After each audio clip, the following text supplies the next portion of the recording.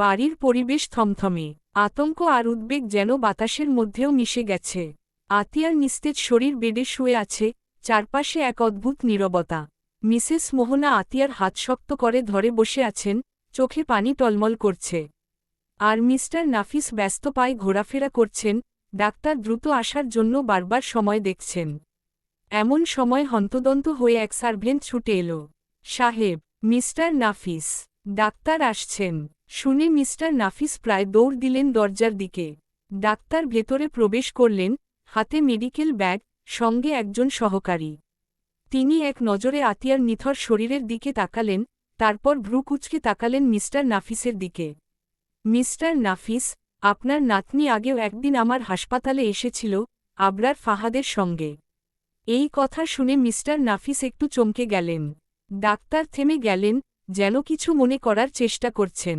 তারপর বললেন, সেদিনও সে অজ্ঞান হয়েছিল। আমি তখন কিছু পরীক্ষা করানোর জন্য বলেছিলাম। রিপোর্ট এসে গেছে মনে হচ্ছে। মিস্টার নাফিস ব্যস্তভাবে হাত উঁচিয়ে তাকে থামালেন। ডাক্তার, রিপোর্ট পড়ে দেখা যাবে। আগে ওকে ভালো করে দেখুন। ওর অবস্থা কতটা খারাপ? ডাক্তার আর দেরি করলেন না। তিনি ধীরে ধীরে আতিয়ার পালস চেক করলেন, ব্লাড প্রেশার মাপলেন, চোখের পাতা তুলে তাকিয়ে দেখলেন, তারপর একে একে কিছু পরীক্ষার কাজ শেষ করলেন। সবার নিঃশ্বাস আটকে আছে। ডাক্তার কিছুক্ষণ চুপচাপ আতিয়ার দিকে তাকিয়ে রইলেন। তারপর একটা দীর্ঘ নিঃশ্বাস ফেলে মুচকি হাসলেন। মিস্টার নাফিস আর ধৈর্য ধরে রাখতে পারলেন না। ডাক্তার, হাসছেন কেন? আমার নাতনি কি ঠিক আছে? ডাক্তার চোখ টিপলেন, যেন কিছু একটা মজার বিষয় সামনে আনতে যাচ্ছেন। আসলে, বিষয়টা একটু অন্যরকম, মিস্টার নাফিস। আপনার নাতনি শারীরিকভাবে খুব একটা খারাপ অবস্থায় নেই। তবে কি? মিসেস মোহনা অধৈর্যভাবে বলে উঠলেন। ডাক্তার মুখে হাসি ধরে রেখে বলতে লাগলেন, দেখুন, ওর মাথায় চোট লেগেছে, শরীরে আঘাতের চিহ্ন আছে, ক্লান্তি আর দুশ্চিন্তার কারণে ও অজ্ঞান হয়ে গেছে। কিন্তু মূল সমস্যা সেটা নয়। তাহলে? এবার মিস্টার নাফিস একদম কাছাকাছি চলে এলেন। ডাক্তার তখন ভ্রু নাচিয়ে বললেন, আসলে ওর শরীরে এখন শুধু একজন নয়, জনের অস্তিত্ব আছে। একেবারে ছোট্ট অথচ শক্তিশালী এক নতুন প্রাণ ওর শরীরের ভেতরে বড় হচ্ছে। মিস্টার নাফিস প্রথমে বুঝতেই পারলেন না। মানে? ডাক্তার এবার হেসে ফেললেন, মানে, অভিনন্দন। আপনি খুব শিগগিরই বড় দাদু হতে যাচ্ছেন। রুমে মুহূর্তের জন্য নিস্তব্ধতা নেমে এলো। মিসেস মোহনার চোখ বিস্ময় বড় হয়ে গেল। সার্ভেন্টরা একে অপরের দিকে তাকিয়ে রইল। আতিয়া, গর্ভবতী? মিসেস মোহনা প্রথমে যেন বিশ্বাসই করতে পারলেন না। তার হাত অবচেতনভাবে আতিয়ার কপালে চলে গেল। আমার দাদুমনি। তারপর হঠাৎই আনন্দে কেঁদে উঠলেন, আতিয়াকে শক্ত করে বুকে জড়িয়ে ধরলেন। আল্লাহ, আলহামদুলিল্লাহ, এত বড় সুখবর, অথচ আমি এতক্ষণ শুধু কাঁদছিলাম। মিস্টার নাফিস হতভম্ব হয়ে দাঁড়িয়ে আছেন। কিছুক্ষণ পর তার মুখেও এক প্রশান্তির হাসি ফুটে উঠল। তিনি ডাক্তারের দিকে তাকিয়ে বললেন, ডাক্তার, এই সুখবরের জন্য আপনাকে কিছু খাওয়াতে হবে। কিন্তু তার আগে, আমার নাতনির সঠিক যত্ন নিন। ও যেন কোনো কষ্ট না পায়। ডাক্তার হেসে মাথা নেড়ে সম্মতি জানালেন। রুমের পরিবেশ তখনই বদলে গেল। একটু আগেও যেখানে ভয় আর উৎকণ্ঠা ছিল, সেখানে এখন এক নতুন আনন্দের বাতাস বইতে লাগল। কিন্তু মিসেস মোহনার চোখে একটুখানি অশ্রু জমে রইল। এই সুখবর, যে মানুষটার সবচেয়ে বেশি জানা উচিত ছিল, সে কি কখনো জানতে পারবে? আবরার কি কখনো শুনবে, তার জীবনে একটা নতুন অতিথি আসতে চলেছে? Till till till till till till till till till. রাত তখন গভীর। পুরো বাড়ি নিস্তব্ধ, শুধু মাঝে মাঝে ঘড়ির কাঁটার টিকটিক শব্দ শোনা যাচ্ছে। বাইরে শীতল বাতাস বইছে, জানালার পর্দা আস্তে আস্তে দুলছে। বেডরুমের ভেতরে সুমধুর একটা নীরবতা, যার মাঝে নিঃশ্বাসের মৃদু শব্দ ছাড়া আর কিছু শোনা যাচ্ছে না। আতিয়া স্থির হয়ে শুয়ে আছে, যেন কোনো গভীর ঘুমের অতলে হারিয়ে গেছে। মিসেস মোহনা তার মাথার কাছে বসে আছেন, আতিয়ার কপালের ওপর স্নেহমাখা দৃষ্টিতে তাকিয়ে। তিনি অনেকক্ষণ ধরে জেগেছিলেন, কিন্তু ক্লান্তি এসে তাকে কাবু করে ফেলেছে। চোখ দুটো ঘুমে ভারী হয়ে আসছিল। একসময় নিজের অজান্তেই হালকা ঘুমিয়ে পড়লেন। কিন্তু হঠাৎ, বিছানার ওপর এক মৃদু নড়াচড়া অনুভব করলেন তিনি। আতিয়া ধীরে ধীরে হাত নাড়াল, কিন্তু সঙ্গে সঙ্গেই চোখ বন্ধ রেখেই কপাল কুঁচকে ফেলল। এক ধরনের ব্যথা অনুভব হলো হাতে, একটা টান লাগার মতো অনুভূতি। আঙুলের ডগায় কিছু একটা আটকে আছে। তারপর ধীরে ধীরে চোখ খুলল আতিয়া। রুমের আলো খুব মৃদু, তবে এতক্ষণ চোখ বন্ধ থাকার পরেও সামনের অবস্থা বুঝতে অসুবিধা হল না। তার হাতে এখনও ক্যানুলা লাগানো আছে, স্বচ্ছ স্যালাইনের বোতল থেকে তরল ধীরে ধীরে শরীরে প্রবেশ করছে। সে একটু নড়তে গেলেই হাতে আবার হালকা ব্যথা অনুভব করল। একটা অস্বস্তিকর চাপ বোধ হচ্ছে, মনে হচ্ছে যেন শরীর একেবারেই দুর্বল হয়ে পড়েছে। ঠিক তখনই তার পাশে বসে থাকা মিসেস মোহনা ধরফিয়ে জেগে উঠলেন। দাদুমনি, গলার স্বরে উদ্বেগ আর ভালোবাসা মিশেছিল। আতিয়ার জ্ঞান ফিরে এসেছে দেখে তিনি যেন হাঁফ ছেড়ে বাঁচলেন। চোখে জল চিকচিক করছিল, যেন এই মুহূর্তটাই তার জন্য অনেক মূল্যবান। তিনি তাড়াতাড়ি আতিয়ার হাত ধরলেন, যেন আরেকবার হারিয়ে না যায় এই ভয়। তুই কেমন লাগছে, দাদুমনি? শরীর ঠিক আছে? আতিয়া কিছু বলতে পারল না। গলা শুকিয়ে কাঠ হয়ে গেছে, যেন অনেকক্ষণ ধরে কোনো শব্দ উচ্চারণ করেনি। মিসেস মোহনা দ্রুত এক গ্লাস পানি এগিয়ে দিলেন, আতিয়া ধীরে ধীরে সেটা চুমুক দিল। ঠান্ডা পানি গলায় নামতেই একটু স্বস্তি লাগল। কিছুক্ষণ চুপচাপ থাকার পর মিসেস মোহনা গভীর শ্বাস নিয়ে এক গম্ভীর স্বরে বললেন, শোন আতিয়া, আমি তোকে একটা কথা বলবো, যা তোকে মনে রাখতে হবে। তোর শরীর নিয়ে তোকে সাবধান থাকতে হবে। তোকে বুঝতে হবে, এখন আর আগের মতো যে কোনো কাজ করতে পারবি না। এত ঝড়ঝঞ্ঝা তোর জন্য ভালো না, বুঝলি? আতিয়া অবাক হয়ে তাকালো, কপাল কুঁচকে গেল তার। মানে? মিসেস মোহনা চোখ সরিয়ে নিলেন। এক মুহূর্তের জন্য মনে হল, তিনি এখনই সত্যিটা বলে ফেলবেন, কিন্তু না, এটা বলার সময় এখনও হয়নি।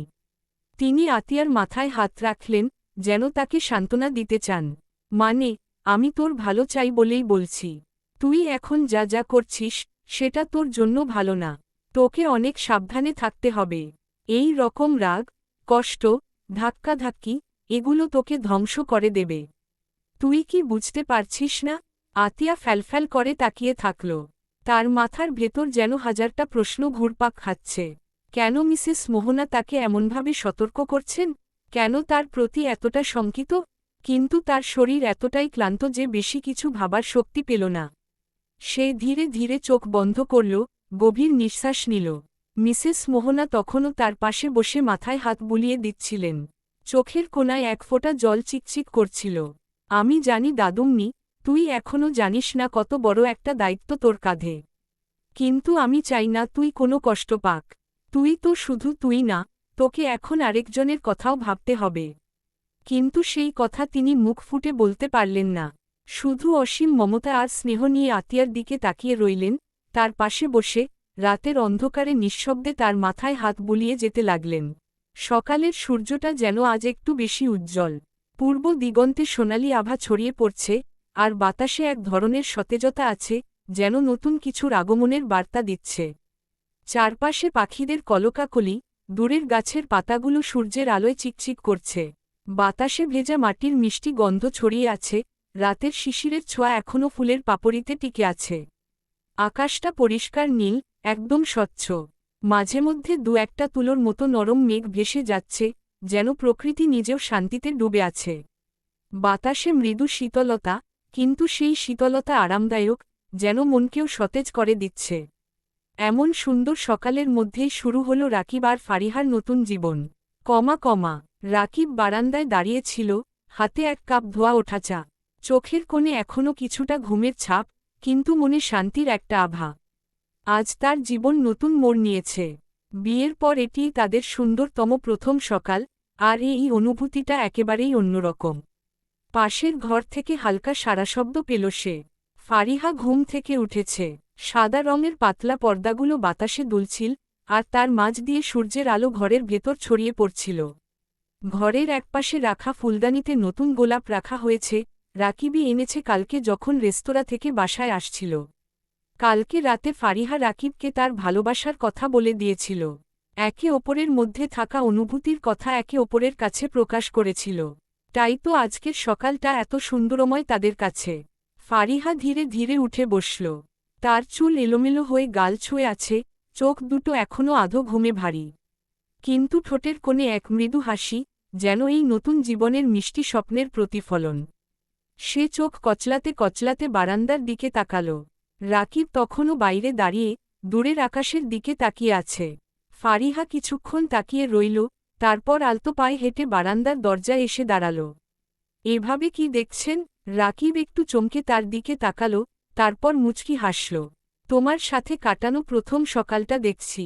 আসলে অনুভব করছি। ফারিহা হাসল, কিন্তু লজ্জায় কিছু বলল না। রাকিব তার দিকে এক কাপ চা এগিয়ে দিল। নাও, তোমার জন্য। ফারিহা কাপটা হাতে নিল, চায়ের উষ্ণতা তার আঙুলে ছড়িয়ে পড়ল। ধোয়া ওঠা কাপটা হাতে নিয়ে বারান্দার রেলিং ধরে দাঁড়িয়ে রইল, কিছু না বলেই। এটুকু নীরবতার মধ্যেও যেন একটা অদ্ভুত প্রশান্তি লুকিয়ে আছে। রাকিব হঠাৎ বলল, জানো, ছোটবেলা থেকেই আমি ভাবতাম, যখন আমার বিয়ে হবে, তখন আমার সকালগুলো কেমন হবে। ফারিহা তার দিকে তাকাল। আর এখন কেমন লাগছে? রাকিব একটুখানি হাসল। আগের চেয়েও সুন্দর, কারণ এখন আমার সকাল শুরু হচ্ছে তোমার সাথে। ফারিহার গাল লাল হয়ে উঠল, সে দ্রুত মুখ ঘুরিয়ে নিল। রাকিব হেসে তার মাথার ওপর আলতো করে হাত রাখল। তুমি কি ভাবছ? ফারিহা একটু চুপ করে রইল, তারপর ধীরে ধীরে বলল, আমি ভাবছিলাম, এই নতুন জীবনের শুরুটা কেমন হবে। আপনার সাথে প্রতিটা সকাল, প্রতিটা দিন, প্রতিটা মুহূর্ত কেমন কাটবে।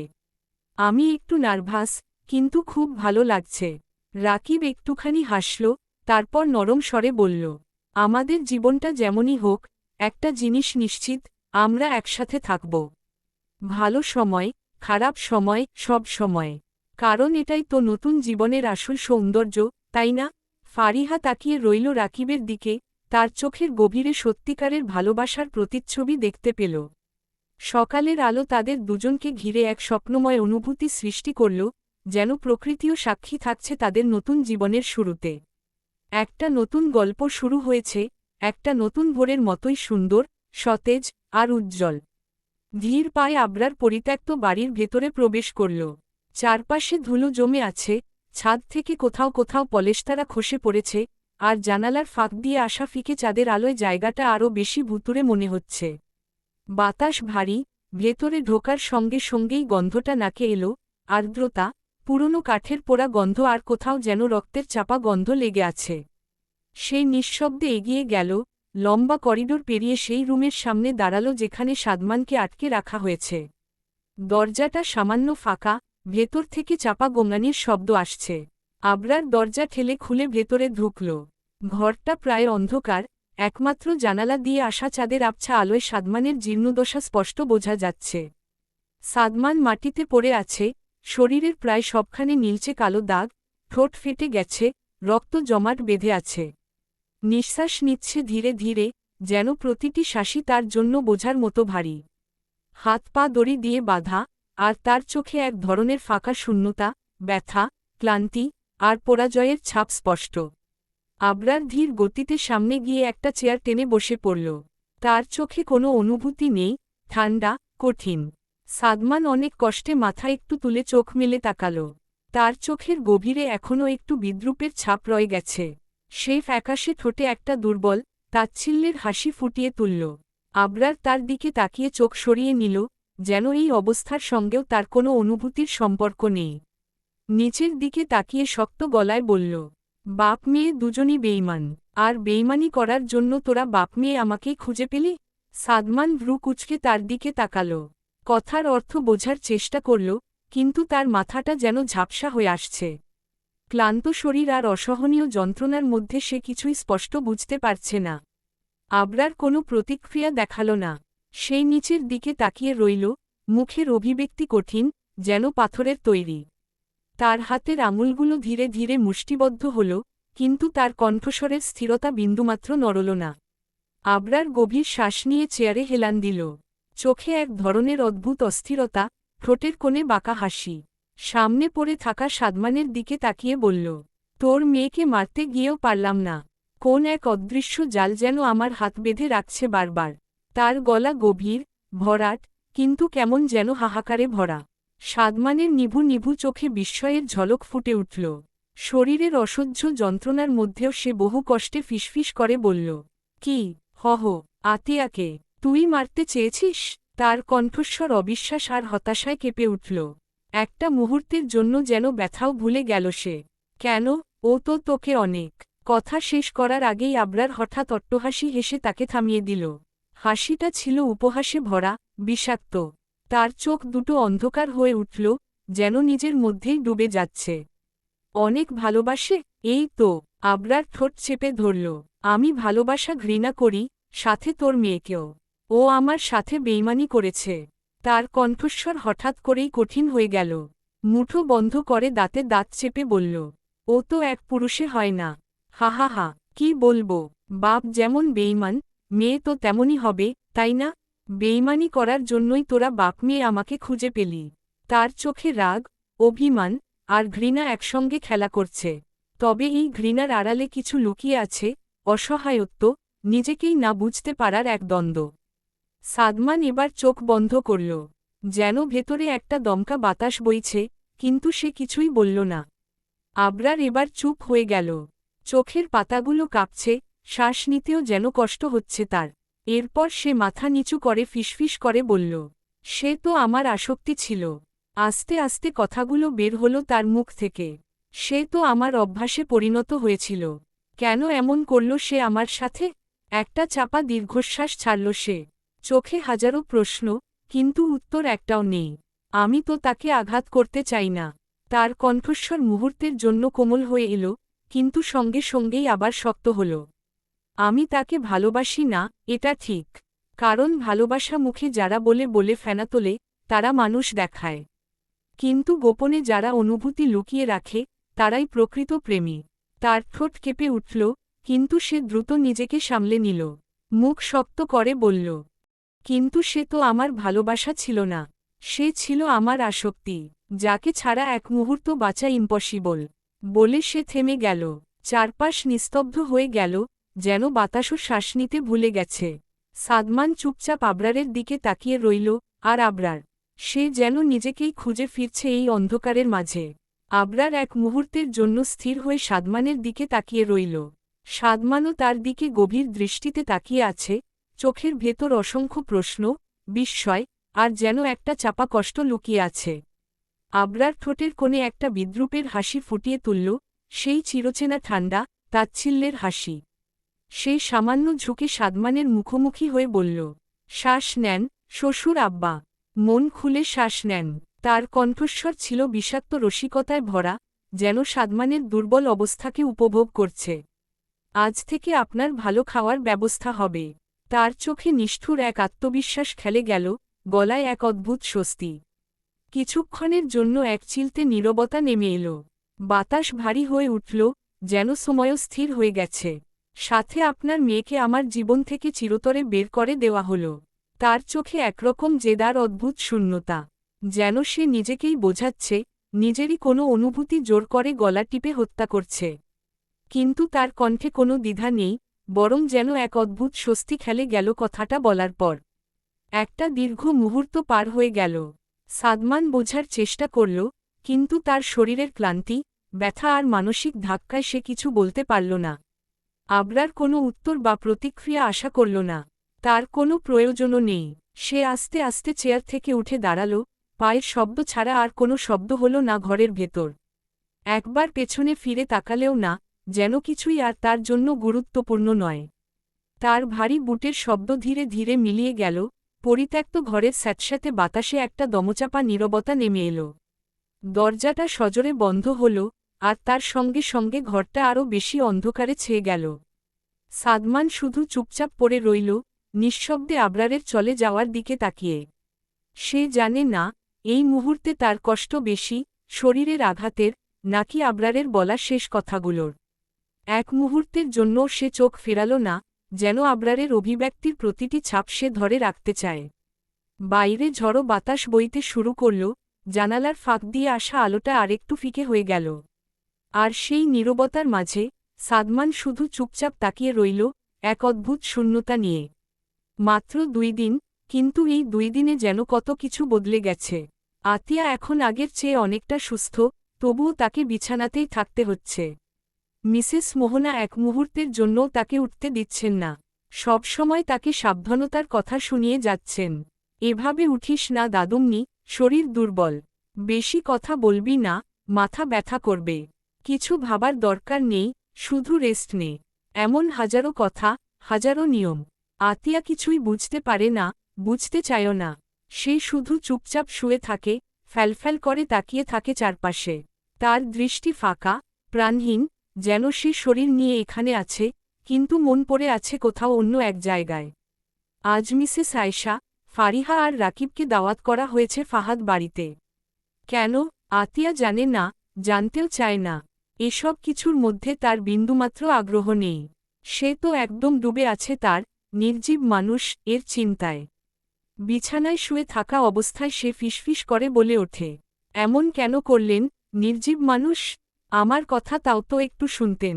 তার গলা কেঁপে ওঠে, চোখের কোণে এক বিন্দু জল জমে, কিন্তু সে সেটা মুছে ফেলে। সবসময় চোখে দেখা জিনিসই যে সত্যি হবে, এটা তো না। কেন করলেন এমন? বড্ড ভালোবাসি আপনাকে, কিভাবে ভুলব আপনাকে, নির্জীব মানুষ? তার কণ্ঠ ক্ষীণ হয়ে আসে, যেন এক গভীর বেদনার সুর বাজছে তার মনের ভেতর। এইভাবে বিচ্ছেদ না হলেও তো চলত। কথাগুলো কেবল তার হৃদয়ের ভেতরেই থেকে যায়, চারপাশের কেউ শুনতে পায় না। আর যে শুনতে পারে, সে তো এখন নেই। আজ 2টা দিন হয়ে গেল, আবরার বাড়িতে নেই। এই দুদিনে সে কোথায়, কেমন আছে, কেউ জানে না। মিস্টার নাফিস তার খোঁজ লাগাচ্ছেন, কিন্তু কোথাও কোনো সন্ধান পাওয়া যাচ্ছে না। হয় যখন কেউ নিজে থেকে লুকিয়ে পড়ে, তখন তাকে খোঁজা অসম্ভব, যতক্ষণ না সে নিজে ধরা দেয়। এটাই সবাই জানে, আর এই কথাটাই যেন আবরারের জন্য একদম মিলে গেছে। সেই নিজেই বলে গিয়েছিল, আমাকে খুঁজতে যেও না। আমাকে খুঁজতে গেলে নিঃশেষ হয়ে যাবে, কিন্তু আমাকে পাবে না। কিন্তু তবুও মিসেস মোহনা আর মিস্টার নাফিস থেমে থাকেননি। তারা এখনও খুঁজে যাচ্ছেন, বারবার ফোন দিচ্ছেন, পরিচিতদের কাছে খবর নিচ্ছেন। কিন্তু আবরার, সে যেন নিজের অস্তিত্ব মুছে ফেলেছে এই পৃথিবীর বুক থেকে।